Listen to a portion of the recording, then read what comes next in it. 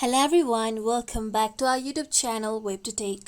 Today in this video, I am going to show you how to update Bybit application on Android phone. So let's jump to the process. First, open your App Store if you are using an iOS. For an Android, open your Google Play Store. I am going on with Google Play Store. Now here, tap on the search icon present at the bottom right corner. Then tap on the search bar present at the top.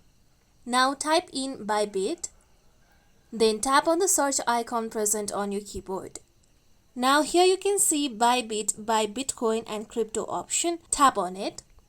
Now if you haven't updated your Bybit application, you can find update option instead of open. Simply tap on update option and wait for few seconds till your application gets updated.